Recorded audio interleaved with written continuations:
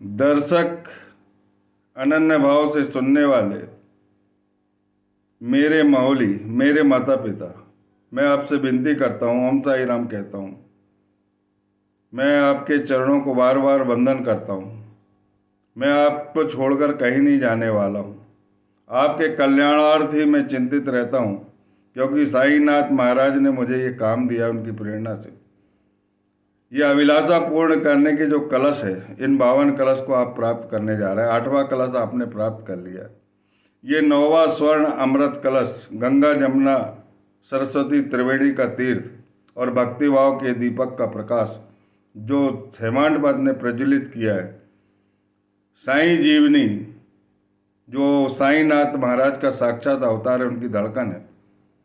अभिलाषा पूर्ण करने के लिए पोथी का वाचन कर रहा हूँ। कृपया ध्यान पूर्वक अपने मन में कोई भी अभिलाषा धारण करके इन कलशों को प्राप्त करें और 52 कलश होने के बाद उद्यापन जरूर करें। बोलिए सच्चिदानंद सदगुरु साईनाथ महाराज की जय। अध्याय 9। विदा होते समय बाबा की आज्ञा का पालन और अवज्ञा करने के परिणामों के कुछ उदाहरण। भिक्षावृत्ति और उसकी आवश्यकता। भक्तों, तरखंड कुटुंब के अनुभव। गत अध्याय के अंत में केवल इतना ही संकेत किया गया था कि लौटते समय जिन्होंने बाबा की आज्ञा का पालन किया वे सकुशल घर लौट आए। जिन्होंने बाबा की आज्ञा की अवज्ञा की उन्हें दुर्घटनाओं का सामना करना पड़ा। इस अध्याय में यह कथन अन्य कई पुष्टिकारक घटनाओं और अन्य विषयों के साथ विस्तार पूर्वक समझाया जाएगा। शिरडी यात्रा की विशेषता। शिरडी यात्रा की एक विशेषता यह थी कि बाबा की आज्ञा के बिना कोई भी शिरडी से प्रस्थान नहीं कर सकता। यदि किसी ने किया भी तो उसे मानो अनेक कष्टों को निमंत्रण दे दिया। परंतु यदि किसी को शिरडी छोड़ने की आज्ञा हुई तो फिर उसे वहां ठहरना भी नहीं हो सकता था। जब भक्तगण लौटते समय बाबा को प्रणाम करने जाते तो बाबा उन्हें कुछ आदेश दिया करते थे जिनका पालन अति आवश्यक था। यदि इन आदेशों की अवज्ञा कर कोई लौट गया तो निश्चय ही उसे किसी न किसी दुर्घटना का सामना करना पड़ता था। ऐसे कुछ उदाहरण यहाँ दिए जाते हैं। तात्या कोते पाटिल। एक समय तात्या कोते पाटिल तांगे में बैठकर कोपर गांव के बाहर जा रहे थे। वे शीघ्रता से मस्जिद में आए, बाबा के चरणों को नमन किया और कहा कि मैं कोपर गांव के बाजार जा रहा हूं। बाबा ने कहा, शीघ्रता न करो, थोड़ा ठहरो। बाजार जाने का विचार छोड़ दो, गांव से बाहर न जाओ। इतने उतावले उनकी उतावली को देखकर बाबा ने कहा, अच्छा कम से कम सामा को साथ में लेके जाओ। बाबा की आज्ञा की अवहेलना करके उन्होंने तुरंत तांगा आगे बढ़ा दिया। तांगे के घोड़े में से एक घोड़ा जिसका मूल्य लगभग 300 रुपये था, अति चंचल और द्रुतगामी था। रास्ते में सांवली वीर ग्राम पार करने के पश्चात ही वह अधिक वेग से दौड़ने लगा। अकस्मात ही उसकी कमर में मोच आ गई, वह गिर पड़ा। यद्यपि तात्या को अधिक चोट न आई, परंतु उन्हें अपनी साईं माँ के आदेशों की स्मृति अवश्य आ गई। एक अन्य अवसर पर कोल्हार ग्राम को जाते हुए भी बाबा ने उन आदेश किया था तो उन्होंने अवज्ञा की थी और उपर्युक्त वर्णित कथा के समान ही दुर्घटना का उन्हें सामना करना पड़ा। एक यूरोपियन महाशय। एक समय बंबई के एक यूरोपियन महाशय नाना साहब चांदोरकर से परिचय पत्र प्राप्त कर किसी विशेष कार्य से शिरडी आए। उन्हें एक आलीशान तंबू में ठहराया गया। वे तो बाबा के समक्ष नत होकर कर कमलों का चुम्बन करना चाहते थे। इसी कारण उन्होंने 3 बार मस्जिद की सीढ़ियों पर चढ़ने का प्रयत्न किया, परंतु बाबा ने उन्हें अपने समीप आने से रोक दिया। उन्हें आंगन में ही ठहरने और वहीं दर्शन करने की आज्ञा मिली। इस विचित्र स्वागत से अप्रसन्न होकर उन्होंने शीघ्र शिरडी से प्रस्थान करने का मन बना लिया और विदा लेने के लिए फिर वहां आए। बाबा ने उन्हें दूसरे दिन जाने की कही और शीघ्रता न करने की राय दी। अन्य भक्तों ने भी उनसे बाबा के आदेशों का पालन करने की प्रार्थना की, परंतु ये सबकी उपेक्षा कर तांगे में बैठकर रवाना हो गए। कुछ दूर तक तो घोड़े ठीक ठीक चलते रहे, परंतु सावली बीर नामक गांव पार करने पर एक बाइसिकल सामने आ गई, जिसे देखकर घोड़े भयभीत हो गए और द्रुत गति से दौड़ने लगे। फलस्वरूप तांगा उलट गया और महाशय नीचे लुढ़क गए और कुछ दूर तक तांगे के साथ घसीटते चले गए। लोगों ने तुरंत ही दौड़कर उन्हें बचा लिया। उन्हें अधिक चोट तो नहीं आई। कोपर गांव के अस्पताल में शरण लेनी पड़ी। उन्हें अधिक चोट आने के कारण उन्हें कोपर गांव के अस्पताल में शरण लेनी पड़ी। इस घटना से भक्तों ने शिक्षा ग्रहण की कि बाबा के आदेशों की अवहेलना नहीं करना चाहिए। उन्हें किसी न किसी प्रकार की दुर्घटना का सामना करना पड़ता है। जो आज्ञा का पालन करते हैं वे सकुशल और सुखपूर्वक घर पहुंच जाते हैं। इस बार की शिक्षा मिलती है। भिक्षावृत्ति की आवश्यकता। अब हम भिक्षावृत्ति के प्रश्न पर विचार करेंगे। संभव है कुछ लोगों के मन में संदेह उत्पन्न होगा कि जब बाबा इतने श्रेष्ठ पुरुष थे तो उन्हें भिक्षा मांगने की क्या जरूरत थी। इस प्रश्न के दो दृष्टिकोणों को समक्ष रखकर हल किया जा सकता है। पहला दृष्टिकोण, भिक्षावृत्ति पर निर्वाह करने का अधिकारी कौन है। शास्त्रानुसार वे व्यक्ति जिन्होंने 3 आसक्तियां, पहला कामिनी, दूसरा काचन, तीसरा कीर्ति का त्याग कर आसक्ति मुक्त हो संन्यास ग्रहण किया हो, वे ही भिक्षावृत्ति के उपयुक्त अधिकारी हैं, क्योंकि वे अपने गृह में भोजन तैयार कराने का प्रबंध नहीं कर सकते। अतः उन्हें भोजन कराने का भार गृहस्थों पर ही है। श्री साईं बाबा ना तो गृहस्थ थे और ना ही वानप्रस्थी, वे तो बाल ब्रह्मचारी थे। उनकी दृढ़ भावना थी कि विश्व ही मेरा गृह है। वे तो स्वयं ही भगवान वासुदेव विश्व के पालन करता सत्य स्वरूप परब्रह्म थे। अतः वे भिक्षा उपार्जन के पूर्ण अधिकारी थे। दूसरा दृष्टिकोण, पंचसूना, 5 पाप उनका प्रायश्चित। सबको ज्ञात है कि भोजन सामग्री या रसोई बनाने के लिए गृहस्थ आश्रमियों को 5 प्रकार की क्रियाएं करनी पड़ती है। पहला है पीसना, दूसरा है दलना, तीसरा है बावड़ी से पानी निकालना, चौथा है बर्तन मांजना धोना, 5वां चूल्हा सिलगाना। इन सब क्रियाओं के परिणाम स्वरूप अनेक कीटाणुओं और जीवों का नाश होता है और इस प्रकार गृहस्थ आश्रमियों को पाप लगता है। इन पापों के प्रायश्चित स्वरूप शास्त्रों ने 5 प्रकार के यज्ञ करने की आज्ञा दी। पहला है ब्रह्म यज्ञ अर्थात वेद अध्ययन, ब्रह्म को अर्पण करना या वेद का अध्ययन करना। दूसरा है पितृयज्ञ, पूर्वजों को दान। तीसरा है देव यज्ञ, देवताओं को बलि। चौथा है भूत यज्ञ, प्राणियों को दान। 5वां है मनुष्य यज्ञ, मनुष्यों को दान। यदि ये कर्म विधि पूर्वक शास्त्रानुसार किए जाएं तो चित्त शुद्ध होकर ज्ञान और आत्मानुभूति की प्राप्ति सुलभ हो जाती है। बाबा द्वार द्वार पर जाकर गृहस्थ आश्रमी को इस प्रकार का कर्तव्य की स्मृति दिलाते रहते थे और वे लोग अत्यंत भाग्यशाली थे जिन्हें घर बैठे ही बाबा से शिक्षा ग्रहण करने का अवसर मिल जाता था। भक्तों के अनुभव। अब हम अन्य मनोरंजक विषयों का वर्णन करते हैं। भगवान कृष्ण ने गीता में कहा है, जो मुझे भक्ति पूर्वक केवल एक पत्र, फूल, फल या जल का अर्पण करता है तो मैं उस शुद्ध अंतःकरण वाले भक्त के द्वारा अर्पित की गई वस्तु को सहर्ष स्वीकार कर लेता हूँ।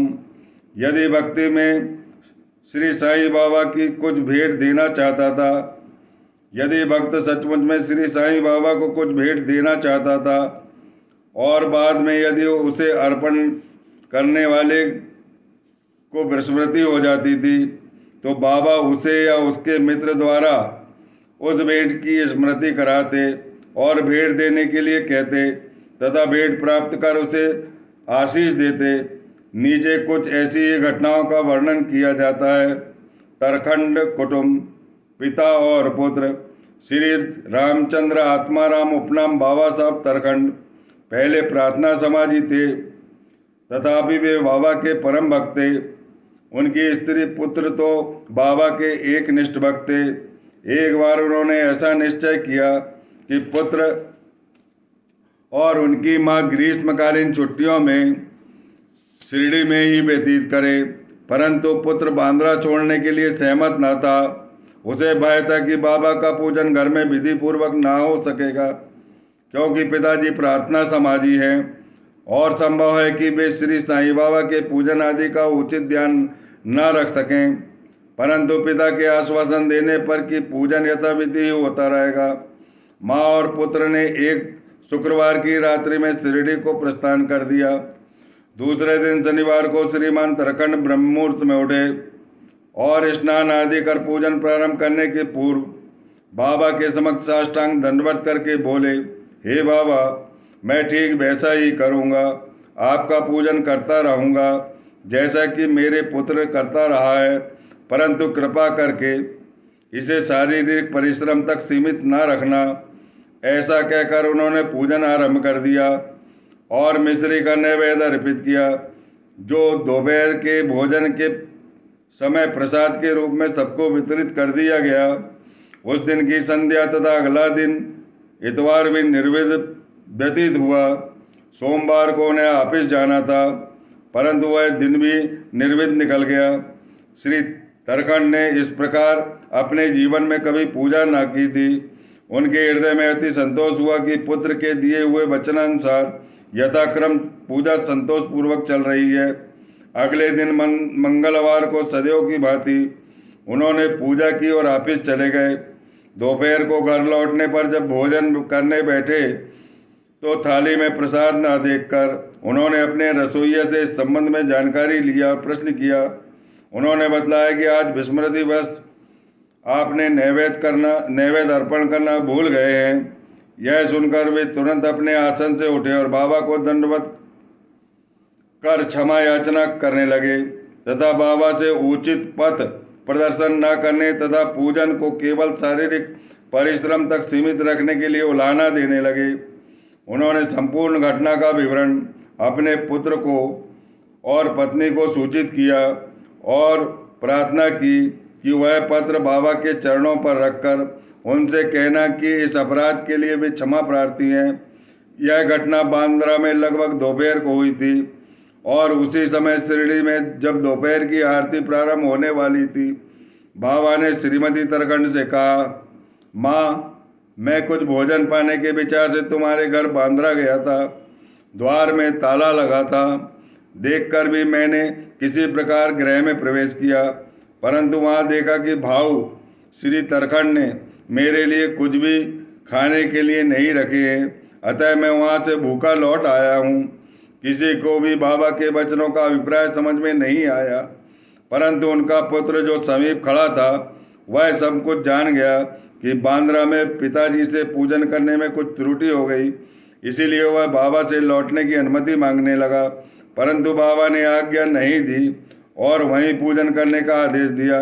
उनके पुत्र ने शिरडी में जो कुछ हुआ उसे पत्र में लिखकर पिता को भेजा और भविष्य में पूजन में सावधानी बरतने की विनती की। दोनों पत्र डाक द्वारा एक दूसरे दिन दोनों पक्षों को मिले। क्या यह घटना आश्चर्यपूर्ण नहीं है? क्या यह घटना चमत्कारिक नहीं है? श्रीमती तरखंड। एक समय श्रीमती तरखंड ने 3 वस्तुएं अर्थात पहला भरित भुर्ता यानी मसाला मिश्रित भुना हुआ बैंगन और दही, दूसरा काचर्या यानी बैंगन के गोल टुकड़े घी में तले हुए, तीसरा पेड़ा बाबा के लिए भेजी। बाबा ने उन्हें किस प्रकार स्वीकार किया उसे हम कथा में देखेंगे। कथा इस प्रकार है। बांद्रा के श्री रघुवीर भास्कर पुरंदरे बाबा के परम भक्त थे। एक समय वे शिरडी को जा रहे थे। श्रीमती तरखंड ने श्रीमती पुरंदरे को 2 बैंगन दिए और उनसे प्रार्थना की कि शिरडी पहुंचने पर एक बैंगन का भुर्ता और दूसरे बैंगन का काचर्या बनाकर बाबा को खाने के लिए भेंट करना। शिरडी पहुंचने पर श्रीमती पुरंदरे भुर्ता लेकर मस्जिद गई। बाबा उसी समय भोजन को बैठे थे। बाबा को वह भुर्ता बड़ा स्वादिष्ट प्रतीत हुआ, इस कारण उन्होंने थोड़ा थोड़ा सभी को वितरित किया। इसके पश्चात ही बाबा ने काचर्या लाने को कहा। राधा कृष्ण माई के पास संदेशा भेजा गया कि बाबा काचर्या मांग रहे हैं। वे बड़े असमंजस में पड़ गए। अब क्या करना चाहिए? बैंगन की तो अभी ऋतु भी नहीं है। समस्या उत्पन्न हुई कि बैंगन किस प्रकार उपलब्ध हो। जब इस बात का पता लगाया गया कि भुर्ता कौन लाया था, तब ज्ञात हुआ कि बैंगन श्रीमती पुरंदरे लाई थी तथा उन्हें ही काचर्या बनाने का कार्य सौंपा गया था। अब प्रत्येक को बाबा की इस पूछताछ का अभिप्राय विदित हो गया और सबको बाबा की सर्वज्ञता पर महान आश्चर्य हुआ।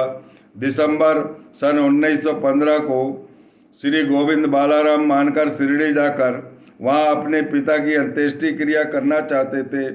प्रस्थान करने से पूर्व श्रीमती तरखंड से मिलने गए। श्रीमती तरखंड बाबा के लिए कुछ भेंट शिरडी भेजना चाहती थी। उन्होंने पूरा घर छान डाला, परंतु उन्हें कुछ भी नहीं मिला। एक पेड़े के अतिरिक्त कुछ नहीं मिला। वह भी पेड़ा अर्पित नैवेद्य का था। बालक गोविंद ऐसी परिस्थिति देखकर अविरल उसके आंसू बहने लगे और वह रोने लगा, परंतु फिर भी अति प्रेम के कारण वही पेड़ा बाबा के लिए भेजा। उन्होंने पूर्ण विश्वास था कि बाबा उसे अवश्य स्वीकार करेंगे। शिरडी पहुंचने पर गोविंद मानकर बाबा के दर्शनार्थ गए, परंतु वहां पेड़ा ले जाना भूल गए। बाबा यह सब चुपचाप देखते रहे, परंतु जब वह पुनः संध्या के समय बिना पेड़ा लिए वहां पहुंचे तो फिर बाबा शांत न रह सके। उन्होंने पूछा कि तुम मेरे लिए क्या लाए हो? उत्तर में मिला कुछ भी नहीं। बाबा ने पुनः प्रश्न किया। उसने वही उपर्युक्त उत्तर फिर दोहरा दिया। बाबा ने अब स्पष्ट शब्दों में पूछा, क्या तुमको माँ श्रीमती तरखंड ने चलते समय कुछ मिठाई नहीं दी थी? अब उसे स्मृति आ गई और वह बहुत लज्जित हुआ तथा बाबा से क्षमा याचना मांगने लगा। वह दौड़कर शीघ्र ही वापस गया और थैले में से पेड़ा लाकर बाबा के सम्मुख रख दिया। बाबा ने तुरंत ही उस पेड़ा को खा लिया। इस प्रकार श्रीमती तरखंड की भेंट बाबा ने स्वीकार की और भक्त मुझ पर विश्वास करता है, इसीलिए मैं स्वीकार कर लेता हूँ। यह भगवत वचन बाबा का सिद्ध हुआ। बाबा का संतोष पूर्वक पूजन। एक समय श्रीमती तरखंड शिरडी आई हुई थी। दोपहर के समय भोजन भोजन ग्रह प्राय तैयार भोजन गृह में तैयार हो चुका था। थालियां परोसी जा रही थी। उसी समय एक भूखा कुत्ता आया और भौंकने लगा। श्रीमती तरखंड तुरंत उठी और उन्होंने एक रोटी का एक टुकड़ा कुत्ते को डाल दिया। कुत्ता बड़ी रुचि के साथ उसे खा गया। संध्या के समय जब वे मस्जिद में जाकर बैठी तो बाबा ने उनसे कहा, माँ, आज तुमने मुझे बड़े प्रेम से खिलाया। मेरी बूढ़ की आत्मा को बड़ी सांत्वना मिली है। सदैव ऐसा ही करती रहा करो, तुम्हें कभी न कभी इसका उत्तम फल अवश्य प्राप्त होगा। इस मस्जिद में बैठकर कभी असत्य नहीं बोलूँगा। सदैव मुझ पर ऐसा अनुग्रह किया करती रहो। पहले भूखे को भोजन कराओ, बाद में तुम भोजन किया करो। इसे अच्छी तरह ध्यान रखो। बाबा के शब्दों का अर्थ उन्हें समझ में न आया, इसीलिए उन्होंने प्रश्न किया, भला मैं किस प्रकार भोजन करा सकती हूँ? मैं तो स्वयं दूसरे पर निर्भर हूँ और उन्हें दाम देकर भोजन प्राप्त करती हूँ। बाबा कहने लगे, उस रोटी को ग्रहण कर। मेरा हृदय तृप्त हो गया। अभी तक मुझे तृप्ति की डकारें आ रही है। भोजन करने से पूर्व तुमने जो कुत्ता देखा था और जिसे तुमने रोटी का टुकड़ा दिया था, वह यथार्थ में मेरा ही स्वरूप था। इसी प्रकार अन्य प्राणियाँ, बिल्लियाँ, सुअर, मक्खियाँ, गाय आदि, ये सब मेरे ही स्वरूप है। मैं सबके आकारों में डोल रहा हूँ। जो इन प्राणियों में मेरा दर्शन करता है, मेरी सर्वव्यापकता को समझता है, वह मुझे अत्यंत प्रिय है। इसीलिए द्वैत या भेदभाव भूलकर तुम मेरी सेवा किया करो। इस तरह अमृत तुल्य उपदेश को ग्रहण करके उनका हृदय द्रवित हो गया। उनकी आंखों से अविरल आंसू बहने लगे। गला रुंध गया। उनकी प्रसन्नता का पारावार नहीं रहा। शिक्षा, समस्त प्राणियों में ईश्वर के दर्शन करो, यही इस अध्याय की शिक्षा है। उपनिषद, गीता और भागवत का भी यही उपदेश है। ईशावास्यमिदं सर्वम, सब प्राणियों में ईश्वर का वास है, इसका प्रत्यक्ष अनुभव करो। अध्याय के अंत में बतलाई गई घटना तथा अन्य घटनाएं जिनका लिखना भी शेष है, स्वयं बाबा ने प्रत्यक्ष उदाहरणार्थ प्रस्तुत कर दिखाया कि किस प्रकार उपनिषदों की शिक्षा आचरण में लाना चाहिए। इस प्रकार श्री साईं बाबा शास्त्र ग्रंथों की शिक्षा दिया करते थे। श्री सद्गुरु साईनाथ अर्पणमस्तु। शुभम भवतु। बोलिए सच्चिदानंद सद्गुरु साईनाथ महाराज की जय। जो इस कथा को पढ़ेगा, बाबा की सर्वव्यापकता को समझेगा, समस्त प्राणियों में बिना भेदभाव के दर्शन कर बाबा की सर्वव्यापकता का पूजन करेगा, भूखे प्राणियों को भोजन कराएगा, उसके बाद भोजन करेगा, उसकी अविलंब सहायता होगी, क्योंकि बाबा संतोष पूर्वक भोजन ग्रहण कर रहे हैं। इस 9वें कलश में यह अमृत पान आपने किया, आपका जीवन कृतार्थ होने वाला है। कोई भी कठिनाई आपके जीवन में नहीं आएगी। सारे पूर्व जन्म के जितने पाप पुण्य हैं सब जलकर भस्म होंगे। बोलिए सच्चिदानंद सद्गुरु साईनाथ महाराज की जय। अब इसका विश्लेषण एक वीडियो बनाएंगे अपन, और मैं कल्याणार्थ इस अध्याय को की स्मृति सदा बनी रहे, मैं थोड़ा सा विश्लेषण करूंगा, उस कथा को भी सुन लीजिएगा। बोलिए सच्चिदानंद सद्गुरु साईनाथ महाराज की जय।